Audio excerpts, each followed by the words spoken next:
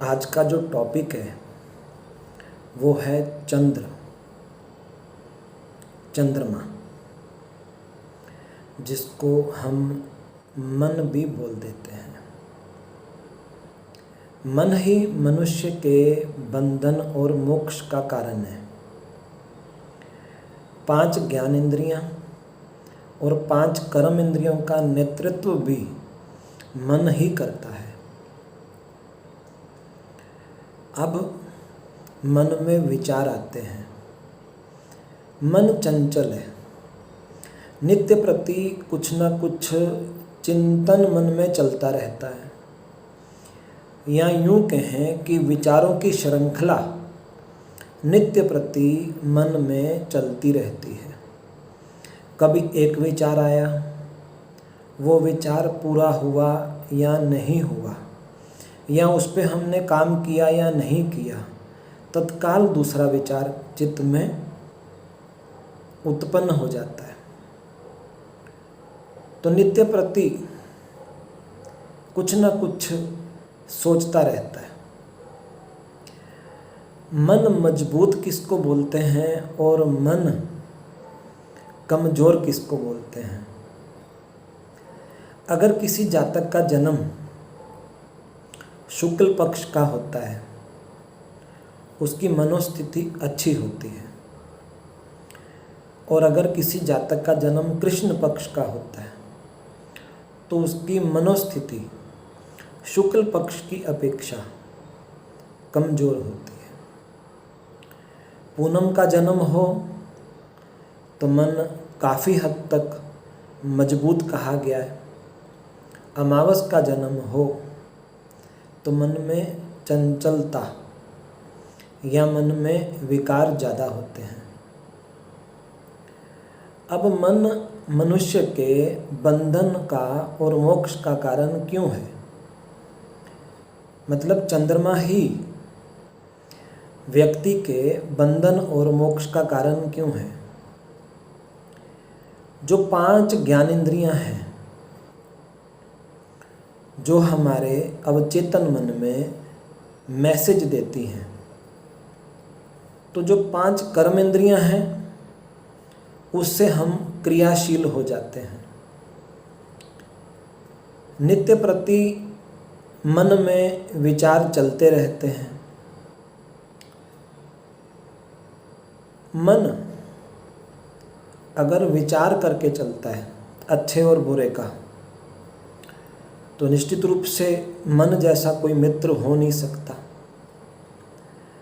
अगर मन चंचल है और विचार किए बिना नहीं चलता, तो निश्चित रूप से मन हमको परेशानियों में, समस्याओं में डाल देता है।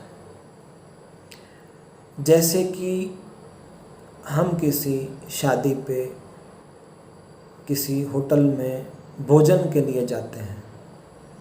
हमको पता है कि रात्रि के समय भारी भोजन नहीं करना चाहिए, क्योंकि रात के समय सूर्य अस्त हो जाते हैं और सन की एनर्जी ना होने के कारण हमारे शरीर में जठरा अग्नि है, वो मंद रहती है।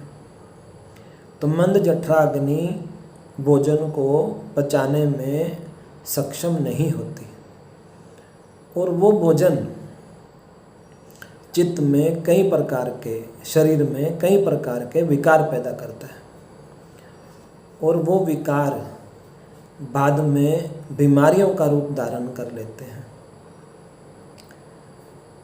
हम होटल में जाते हैं, मन मर्जी का भोजन करते हैं, भोजन पचता नहीं है, अंतगत्वा वो भोजन हमको बीमार कर देता है। और ऐसी ही रूटीन जो व्यक्ति लंबे समय तक फॉलो करते हैं, तो उनका शरीर रोगग्रस्त हो जाता है। क्या है? जीभ की लोलुपता तो है। जीभ की लोलुपता के चलते हमने बीमारी को मोल ले लिया। इसके पीछे भी मन ही कारण है। मन को परिभाषित करना कोई आधे एक घंटे का वीडियो पर्याप्त नहीं है,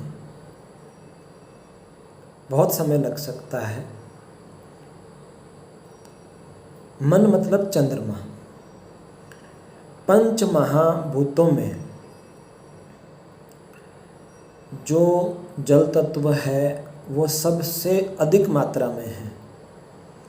पंच महाभूतों में पृथ्वी तत्व है, आकाश तत्व है, जल तत्व है, वायु तत्व है और अग्नि तत्व है। इन पांचों तत्वों को मिलकर या इन पांच महाभूतों से ही हमारी स्थूल देह का निर्माण होता है।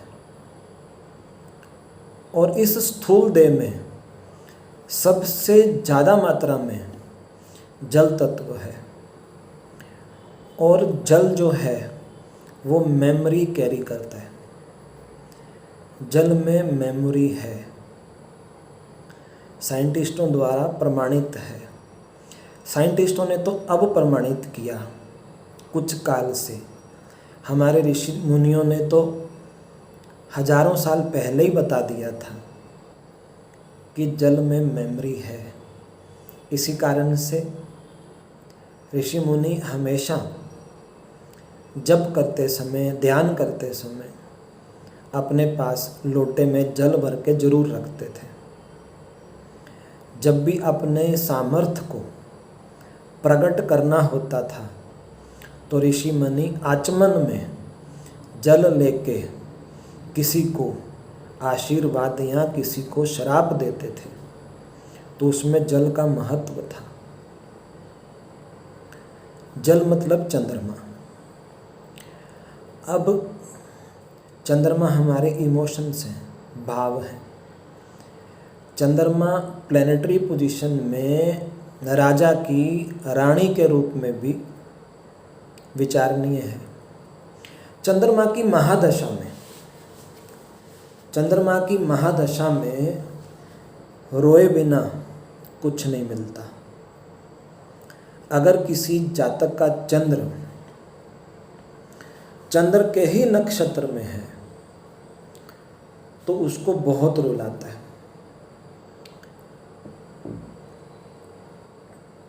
रानी क्या है जिसको राजा से कम इम्पोर्टेंस मिलती है।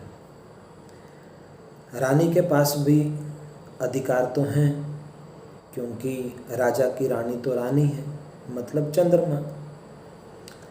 पर रानी की सामाजिक पूछ परख कम होने के कारण रानी के मन में एक ईर्ष्या बनी रहती है कि जिस प्रकार से राजा प्रजा का पालक है, इस प्रकार से मैं भी तो रानी हूँ, मेरा भी तो प्रजा के ऊपर कुछ अधिकार है।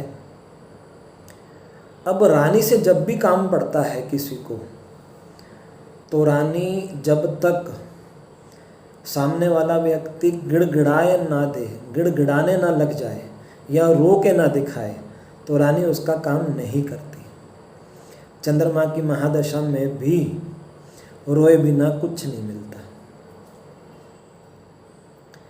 कर्क राशि में जो कर्क राशि है वो चंद्रमा की राशि है, स्वराशि के होते हैं। अब चौथा घर कर्क राशि हमारी इमीडिएट फैमिली है, हमारा घरेलू सुख है। मातृत्व शक्ति भी चौथे घर से देखी जाती है। माँ का जो आंचल है, माँ की जो गोद है, जहाँ अक्सर हमको विश्रांति मिलती है, वो घर चौथा घर है। जहाँ हम शांति से, सुकून से अपनी पर्सनल लाइफ एंजॉय करते हैं, वो चौथा घर है। तो चंद्रमा जो है वो चौथे घर या कर्क राशि का स्वामी है। इसी कारण से कर्क राशि का स्वामी चंद्रमा है। अब चंद्रमा उच्च का वृषभ राशि में होता है और चंद्रमा वृश्चिक राशि में नीच के होते हैं। इसके पीछे जो कारण है, चंद्रमा मतलब सोमवार, रविवार सूर्य का वार होता है और चंद्रमा का वार सोमवार होता है, जिसको हम मंडे बोलते हैं। मंडे मतलब मुंडे। अब जो चंद्रमा है, सोमवार को भगवान शंकर का वार भी बोलते हैं। अगर भगवान शंकर कार्तिकेय, गणपति और माँ पार्वती के साथ में कहीं विराजमान होते हैं तो वो प्रसन्न मुद्रा में होते हैं। और दूसरा घर जो है, दूसरा घर धर्म स्थान भी है। अब चंद्रमा या भगवान शंकर जब पूरे परिवार के साथ में कहीं विराजमान होते हैं तो निश्चित रूप से उनकी ब्लेसिंग मिलती है, वंश वृद्धि का आशीर्वाद देते हैं, कष्टों का निवारण करते हैं। इसीलिए वृषभ में चंद्रमा उच्च के होते हैं। और वृषभ राशि में रोहिणी नक्षत्र भी आता है। जैसे जो दक्ष प्रजापति जी थे, उनकी 27 बेटियों का विवाह चंद्रमा से हुआ था। तो चंद्रमा उनकी दक्ष प्रजापति जी की 27 पुत्रियों के पति थे। पर दक्ष जी की सबसे छोटी पुत्री, जिसका नाम रोहिणी था, बहुत सुंदर थी, बहुत टैलेंट था उसमें, और चंद्रमा को वो बहुत ज़्यादा पसंद थी, जिस कारण से चंद्रमा 27 में से सबसे अधिक प्रेम रोहिणी से करते थे। और वृषभ राशि में रोहिणी नक्षत्र भी वृषभ राशि में ही आता है। जहाँ चंद्रमा जाके अपने आप को ज़्यादा इजी फील करते हैं, वो नक्षत्र रोहिणी है। और रोहिणी नक्षत्र वृषभ राशि में आने के कारण भी चंद्रमा वहाँ उच्च के होते हैं। ऐसे ही जब सूर्यदेव की बात करते हैं, ऐसे ही जब भगवान शंकर की बात करते हैं, तो भगवान शंकर अकेले कहाँ पर देखने को मिलते हैं? भगवान शंकर अकेले शमशान में देखने को मिलते हैं। जितने भी हिंदू धर्म के शमशान घाट हैं, वहाँ शंकर जी की प्रतिमा अकेले की दिखती है। तो जहाँ शंकर जी अकेले हैं, तो शंकर जी इस सृष्टि में प्रलय के कर्ता हैं। ब्रह्मा जी सृष्टि की उत्पत्ति का कारण है, विष्णु जी इस सृष्टि का सर्जन करते हैं, और शंकर जी इस सृष्टि का संहार करते हैं। तो 8वें घर से हम मृत्यु भी देखते हैं, 8वें घर से हम शमशान घाट भी देखते हैं। जब शंकर जी या चंद्रमा 8वें घर में होते हैं, तो भी वो नीच के होते हैं। दूसरा कारण और भी है। 27 रानियों में से सबसे बड़ी रानी, जिसको हम ज्येष्ठा बोलते हैं, ज्येष्ठा नक्षत्र जो है, वो 27 पुत्रियों में से, दक्ष प्रजापति की 27 पुत्रियों में से सबसे बड़ी पुत्री है। तो उनके प्रति चंद्रमा का मोह भंग हो गया था। जिस कारण से चंद्रमा जब ज्येष्ठा के संपर्क में आते थे तो वो अधिक प्रसन्न नहीं रह पाते थे। जो ज्येष्ठा नक्षत्र है वो वृश्चिक राशि में है, इस कारण से वृश्चिक राशि में चंद्रमा नीच के हैं। अब चंद्रमा को अगर वृश्चिक राशि में भी देखते हैं तो भी चंद्रमा अपना बहुत ज़्यादा नीच प्रभाव नहीं डालते। कारण जो वृश्चिक राशि है वो मंगल की राशि है। चंद्रमा वृश्चिक राशि में नीच के होते हैं और मंगल चंद्रमा की कर्क राशि में नीच के होते हैं, और इन दोनों में चंद्रमा और मंगल में आपसी मित्रता है। जब कोई दो प्लैनेट आपसी मित्र हों और एक दूसरे की राशि में नीच के होते हों तो इनमें एक प्रकार का कंप्रोमाइज़ हो जाता है। तो ये लोग कंप्रोमाइज़ कर लेते हैं। चंद्र वृश्चिक में भी बहुत ज़्यादा खराब प्रभाव नहीं देते, मतलब इनका उपाय किया जा सकता है। और मंगल कर्क राशि में भी नीच के होने के बावजूद भी उपाय के योग्य हैं। ये तो चंद्रमा की बात थी। और चंद्रमा जो है शुक्ल पक्ष में नित्य प्रति अपनी कलाओं में विकसित होते हैं।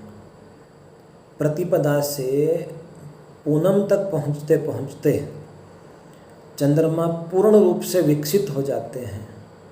इसीलिए पूर्णिमा का चांद जो होता है वो दर्शन के योग्य होता है, उनमें विकार नहीं होते।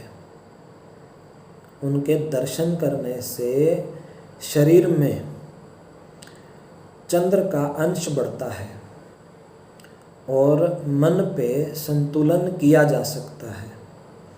जिस व्यक्ति का मन चंचल हो, मन स्थिर ना रहता हो, मन में दुविधा चलती हो, वो प्रयत्न पूर्वक पूनम के चंद्र के दर्शन करे और कुछ देर तक आँख झपके बिना, पलक को झपकाए बिना कुछ समय तक चंद्रमा का ध्यान करे तो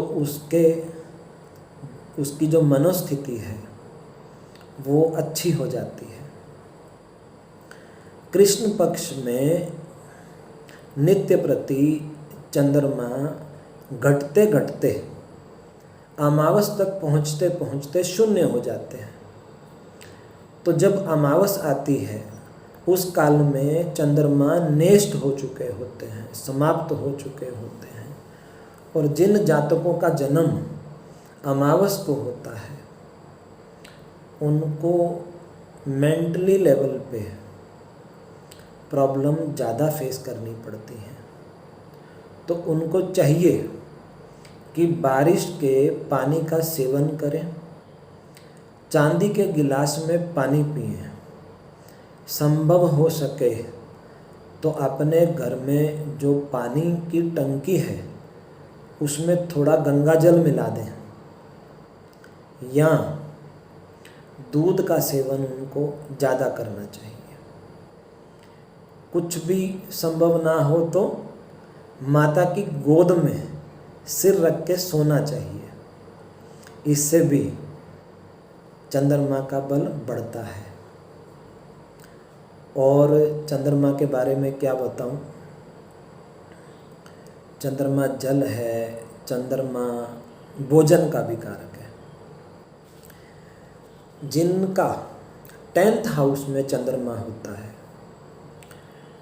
अकेले बैठे हों, किसी पाप ग्रह की चंद्रमा पे दृष्टि ना हो और चंद्रमा की राशि में चंद्रमा का शत्रु ना बैठा हो, तो ऐसे जातक को भोजन से संबंधित काम करना चाहिए। मतलब खाने पीने का काम कर लेना चाहिए। अगर वही चंद्रमा 10वें घर में वृश्चिक राशि का हो तो उसको फूड इंडस्ट्री भी लगा लेनी चाहिए, बहुत फ्रूटफुल बिजनेस है उसके लिए। अब चंद्रमा जब शनि के साथ में होते हैं तो बोलचाल की भाषा में हम उसको विष योग के नाम से जानते हैं। अब विष योग का अर्थ क्या है कि जो चंद्र है दूध है, चंद्र है निर्मल जल है, जो शनि है वो नीली स्याही है, जो शनि है वो विष है, जो शनि है वो वाइन है, शराब है, जो शनि है वो सिर का बाल भी है। दूध में बाल गिर जाए तो दूध पीने योग्य नहीं रहता। हम लोग अक्सर बाल गिरे दूध को नहीं पीते, और अगर दूध में विष मिल जाए तो भी वो ग्रहण करने योग्य नहीं है। इस प्रकार से जब चंद्र और शनि का मेल होता है, इन कारणों से इसको विष योग की उपाधि मिली है। अगर किसी जातक की कुंडली में शनि और चंद्रमा का योग हो तो अक्सर देखने को मिलेगा कि रात्रि काल में ऐसे जातक ज़्यादा एक्टिव होते हैं। ज्यों ज्यों सूर्य अस्त के बाद समय बीतता जाता है, जातक में एनर्जी लेवल बढ़ जाता है, और सूर्य उदय के समय जातक डलनेस आ जाती है शरीर में, उसके शरीर में आलस बहुत ज़्यादा रहता है, उसको बिस्तर त्यागने की इच्छा नहीं होती। तो ये एक प्रकार का चंद्र और शनि के योग का परिणाम है। ऐसे जातक को रात के समय दूध नहीं पीना चाहिए, और अगर दूध पीने की इच्छा भी हो रही हो या आवश्यकता महसूस हो रही हो तो दूध में हल्दी, दूध में शरबत मिला के भी पी सकते हैं, दूध का कलर चेंज करके पी सकते हैं। चंद्र जब राहु के साथ में आता है तो परिस्थितियां बदल जाती हैं। जो चंद्र है वो हमारा अवचेतन मन है। जो चीज़ें भी हमने अपनी ज्ञान इंद्रियों से देखी, आँख हमारी ज्ञान इंद्रिय है, नासिका भी हमारी ज्ञान इंद्रिय है, जीवा भी हमारी ज्ञान इंद्रिय है, और कान भी हमारी ज्ञान इंद्रिय है, और जो शरीर है ये भी हमारी स्पर्श इंद्रिय है, इसको भी ज्ञान इंद्रिय बोलते हैं। ज्ञान इंद्रियों के द्वारा जो भी हम देखते हैं, जो भी हमारे संज्ञान में बातें आती हैं, वो सारी की सारी बातें अवचेतन मन में जाके स्टोर हो जाती हैं।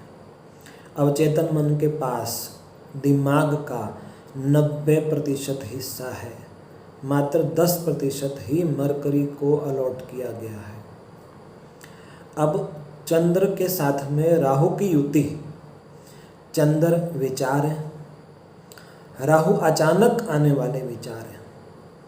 जब कभी चंद्र और राहु की युति हो किसी के हॉरोस्कोप में, अक्सर देखने को मिलेगा कि ऐसे जातक हड़बड़ा के मतलब चित्त में विचार आया, अचानक चित्त में कोई ऐसा विचार आया, उस काम को करने में लग जाते हैं, अंतगतवा उनको फेलियर हाथ में लगता है और उनका नुकसान हो जाता है, उनको पछतावा होता है।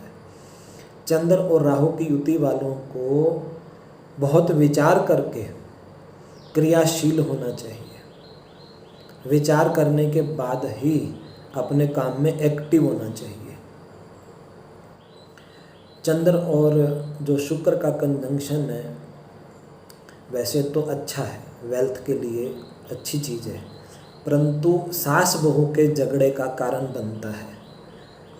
शुक्र है जीवन साथी, पुरुष के लिए पत्नी का कारक शुक्र है, और चंद्र है माँ, और पत्नी के लिए चंद्र जो है सास का कारक है। पति की कुंडली में अगर चंद्र और शुक्र की युति हो तो सास बहू सास बहू में थोड़ा कॉन्फ्लिक्ट रहते हैं। इसमें भी अगर चंद्र और शुक्र परस्पर एक दूसरे की राशि में बैठे हों तो ऐसा नहीं भी होता। बहुत सारी कंडीशन लगती हैं, ये तो मैं मोटी मोटी जानकारी दे रहा हूँ आपको।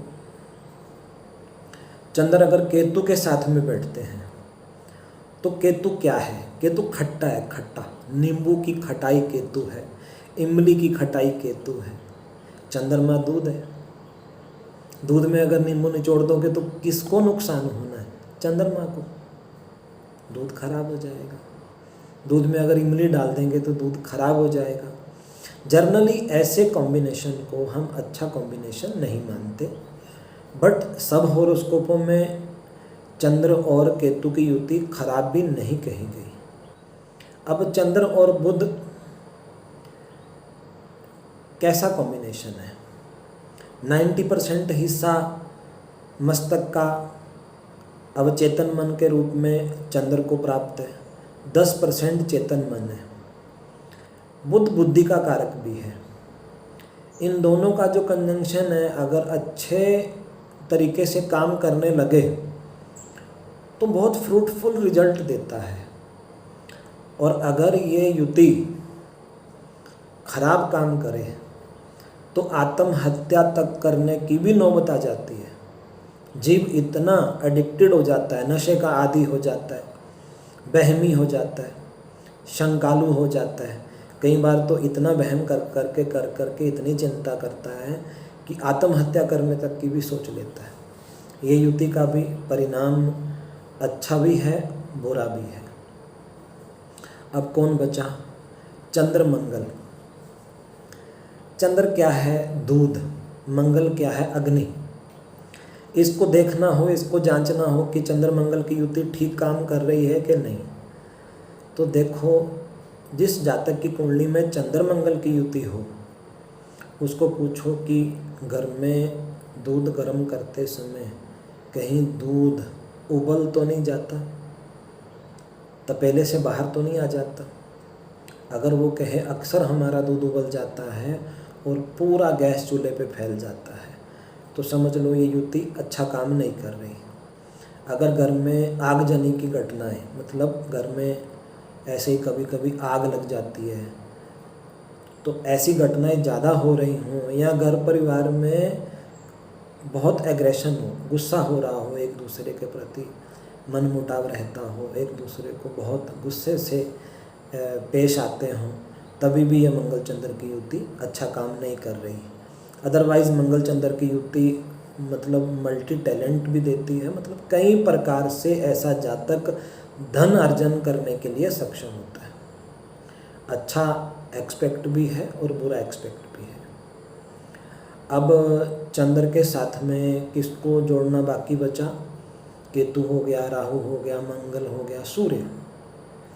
परस्पर ये एक दूसरे के मित्र हैं। चंद्र को प्रकाश ही सूर्य से मिलता है। चंद्र के पास अपना निजी प्रकाश नहीं है, सूर्य ही चंद्र को प्रकाशमान करता है। असल में जो चंद्र है ना, वो सूर्य की ही एक्सटेंशन है। एक्सटेंशन कैसे बोल सकते हैं कि चंद्र में जो प्रकाश है वो सूर्य का है। ये एक दूसरे के पोषण के लिए बने हैं। चंद्र और सूर्य की युति जर्नली बहुत अच्छी युति है।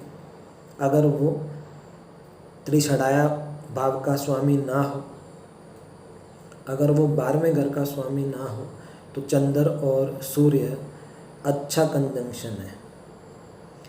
चंद्र की सबसे खराब प्लेसमेंट 8वें घर की जगह 12वां घर है। क्यों? 12वां घर आइसोलेशन का है, 12वां घर जेल का है, 12वां घर विदेश का है, 12वां घर हमारे खर्चे हैं, 12वां घर हॉस्पिटल का है। और 12वें घर का चंद्र बहुत खराब प्लेसमेंट है। इसको किसी भी विधा में अच्छा नहीं कहा गया। 12वें चंद्र को भृंगुनंदी नाड़ी, जैमिनी, पाराशरी और लाल किताब ने भी अच्छा नहीं कहा। उसका कारण क्या है? जर्नली 12वें घर में अगर चंद्र अकेले बैठ जाते हैं ना, तो बचपन से ही माँ बाप से अलगाव की स्थिति पैदा हो जाती है। या तो ऐसे जातक को अपने परिवार में, ऐसा जातक अपने परिवार में बड़ा नहीं होता, चाचे ताए के घर में रहेगा, मामा के घर में रहेगा, नाना के घर में रहेगा, दादा के घर में रहेगा। मतलब ये भी कहें कि उनको माँ बाप का सुख नहीं मिल पाता। अगर ऐसा कुछ भी नहीं है तो ऐसा जातक बाल्यकाल में ही हॉस्टल चला जाता है। अगर ऐसा भी नहीं है तो ध्यान रहे, बच्चे के स्वास्थ्य के दृष्टिकोण से उसको बार बार हॉस्पिटलाइज होना पड़ता है। इस युति को भी पॉजिटिव वे में यूज़ किया जा सकता है। इस युति को नहीं, इस प्लेसमेंट को पॉजिटिव वे में यूज़ किया जा सकता है। इसके लिए हम बैठे हैं ना कंसल्टेंसी देने के लिए। तो अगर किसी सज्जन को मेरे से पर्सनल लेवल पे कंसल्टेंसी लेनी हो तो डिस्क्रिप्शन बॉक्स में मेरा नंबर है, मेरे को कॉल करें, मैं आपकी सेवा में उपस्थित हूँ। चलिए मिलते हैं किसी अन्य वीडियो के साथ, तब तक के लिए जय श्री राम।